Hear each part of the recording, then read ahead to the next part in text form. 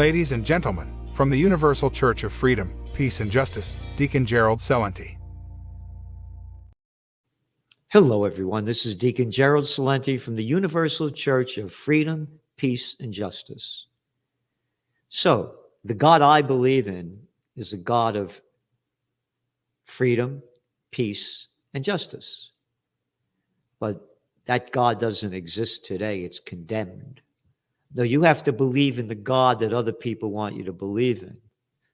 Like, how about the God that they say gave Israel this land over there in the Middle East? And if you don't believe in their God, well, you should go to hell. That's their attitude. I don't believe in your God. Not telling you to believe in mine. Don't tell me to believe in yours. The slaughter going on in front of everybody's eyes for all to see of the Palestinians is satanic, demonic, evil being created by politicians. Nobody cares. Imagine, wherever you live, that your homes, your schools, your hospitals, your churches, your mosques, your synagogues are all bombed to ruin. You have no place to live. Get out in the desert. Get away from the desert, go to here, go to there. Everything lost. The numbers from different organizations are saying that over 100,000 Palestinians have been killed. 50,000 children without parents. Over 12,000 children killed. Where's the outrage? And I don't want to hear your racist comment that you're the chosen people. Oh, we're not. God doesn't choose people like that. Listen to Naomi Wolf, a Jewish woman. So that's not about ethnicity. God chooses people who live up to the Spirit of God. These lies that are going on by evil people, murder in front of everybody's eyes and nothing to stop it. Nope. America keeps sending more bombs and weapons to kill the Palestinians. And now more bombs and weapons to blow up Beirut. Yep. Over 1.5 million Lebanese have been displaced. Well over 2,000 have been killed. All under the same arrogance and satanic dialogue by the murderer-in-chief, Netanyahu, that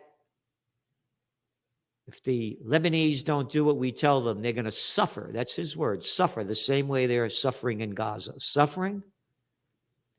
All under the lie that Hamas lives in every school in Gaza. They live in every house.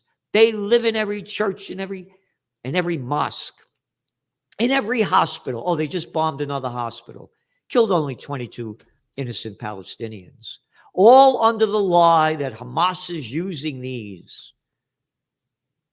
And now the same thing with Lebanon. Hezbollah is hiding in all these places. We have to bomb them to ruins. Where's the outrage? We had a Peace and Freedom rally with Occupy Peace on September 28th. Streets were filled with people. Judge Napolitano, Scott Ritter, top people. We sent out press releases to the international media, the national media, and the local media. Zero coverage. Zero coverage. Not allowed to talk about peace.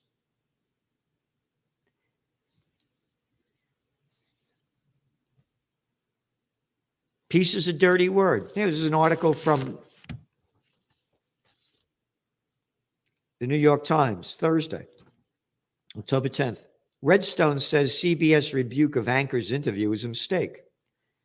Shari Redstone, the media mogul whose paramount empire controls CBS News, controls CBS News. A media mogul controls CBS News, all right? And she condemned the staff for going after this guy that demeaned a man whose book came out that was against what Israel is doing to Palestine. And so the only people that would buy this book, he said, would be in place for a backpack of extremists. That's what they put the book in, the backpack of extremists. Yep. That's who controls the media. Right here for everybody to hear, and that's all you're being sold. You look at the cover of this week's Trends Journal. Blessed are the peacemakers, for they shall be called the children of God. That's in the Bible, Matthew 5:10, if you believe in that Bible. But hellish are the warmonger politicians, for they are children of Satan. That's right. Deacon Salenti, 1024. As we go on the air, Israeli military has fired on the United Nations peacekeeping force in Lebanon twice in less than 24 hours. Yep. UN peacekeeping force. Where is the UN to say stop this murderous war? Where are they? Where are all the people to stop this murderous war? Vice President Harris says Iran is the U.S. greatest adversary. Two murderers, choose your murderer that wants more war, Harris or Trump. Harris goes on to say, Iran has America blood on their hands. No, they don't. No, they don't. No, Iran has American blood on their hands. Oh, wasn't it Trump that killed that guy, Soleimani, the general from Iran? Wasn't it Trump that came out and said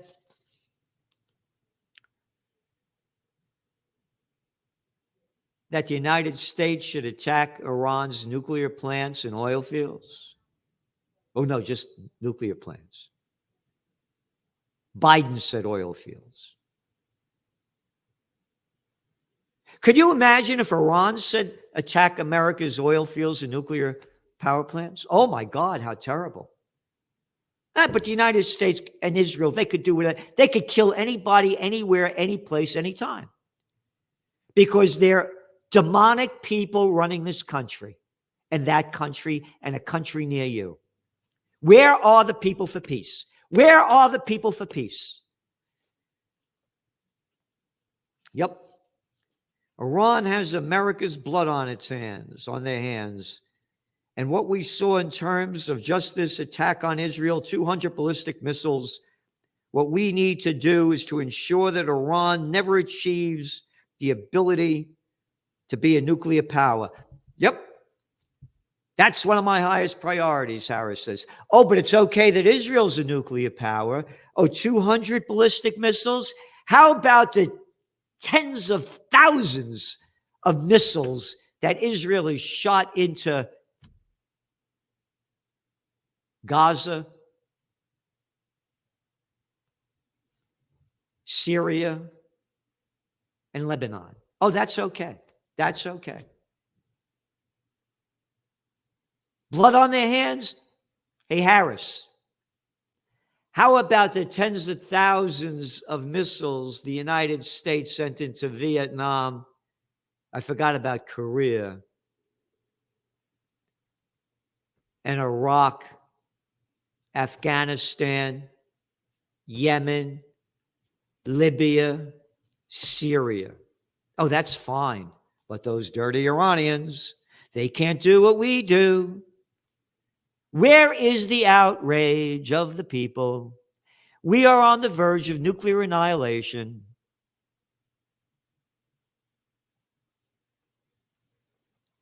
Yep.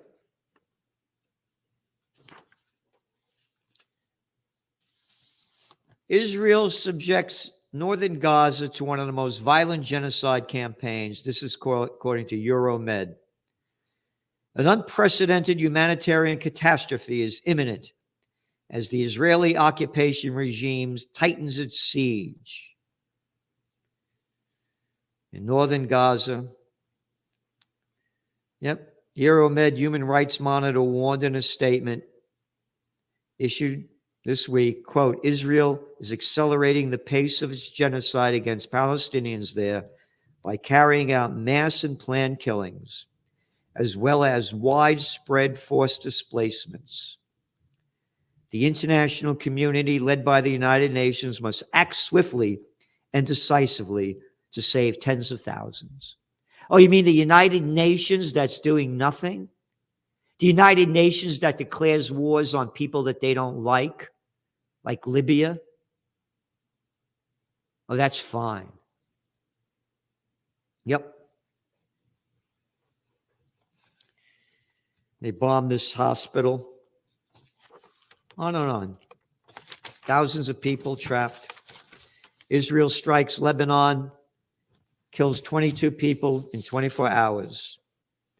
Israel steps up pursuit of Hezbollah by sending extra units into Lebanon. This is Financial Times. Oh, extra units into Lebanon, 20,000 invading again. And when Hezbollah is a militant group, that's what they call them. A militant group. Lebanese people that fought against Israel's invasion, that they were there from 1982 to 2000. Hezbollah threw them out. They're a militant group. Because Israel has the right to kill anybody, anywhere, under their line that God allows them to do it. And it's their land. Yep. Israel kills 45 more Palestinians in Gaza. Escalates in northern Gaza. Israel threatens Iran. Iran's response to the Iranian missile attack will be deadly, pinpoint, accurate, and surprising, said Israeli Defense Minister Gallant. You ready?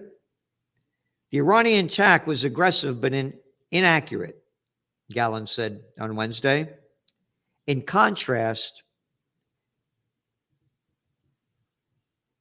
our attack will be deadly. Isn't that nice? Our attack will be deadly.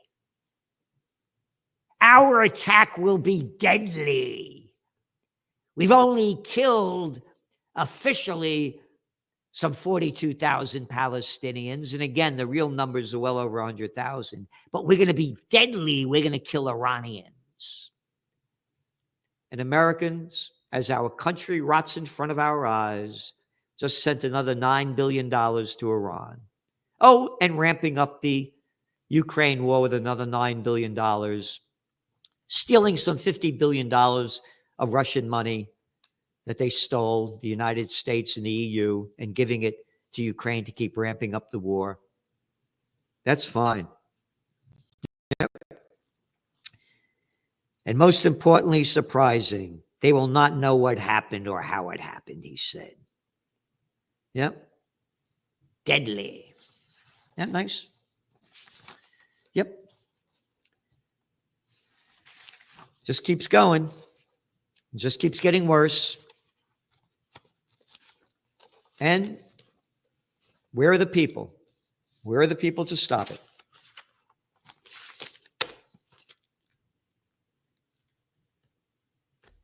Where are the billionaires? The billionaires put billions for bombs, but not a penny to occupy peace. Not a penny. Not 1 cent. One of my tenants is Warren Buffett's son. Yep. At the 1783 Dr. Jensen House. Beautiful, beautiful place. Never a penny for peace. All the rallies we've had here over a decade. Not a penny.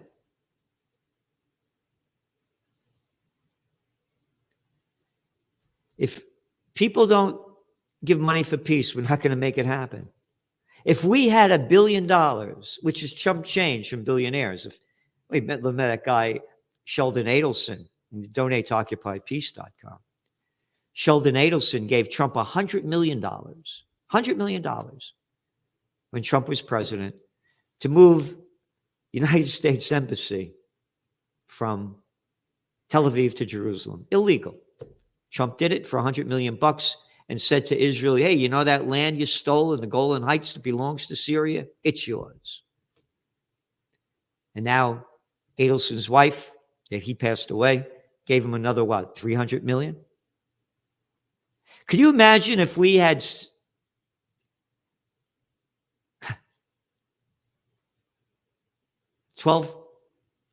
we had $100 million for peace, and we could get the word out for peace? The people want peace. The politicians want war. The people want peace. Politicians want war. Yep. It's right there in front of everybody's eyes for all to see. So we're going into a very dangerous time right now. Israel is going to attack Iran. The United States is going to support it. And they may do it this weekend. And the reason they'll do it over the weekend and not during the week is so it doesn't affect the equity markets and oil prices. Because if they do it during the week and the gamblers are out there, it'll bring the stock market down, oil prices up, and the economy down. So they'll probably do it during the weekend. And there's going to be a false flag event. When all else fails, they take you to war. And Harris is failing in the polls. We're way down. But there's a false flag event. All the people will rally around the president, just like they did. 90% of the people bought little Georgie Bush's line, we're going to get that guy Osama bin Laden, dead or alive. Yeah. 90% to invade Afghanistan, a country that did nothing to us. Nothing. Well, Osama bin Laden's living there. We got to go attack it. Kill a couple of 100,000 people, steal a couple of $1 trillion from the American people for the war machine. 90% of the people believed it. Same thing's going to happen again.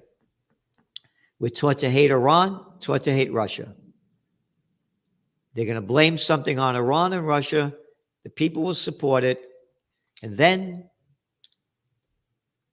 it's going to be the beginning of the end of life on Earth, because it's going to go nuclear.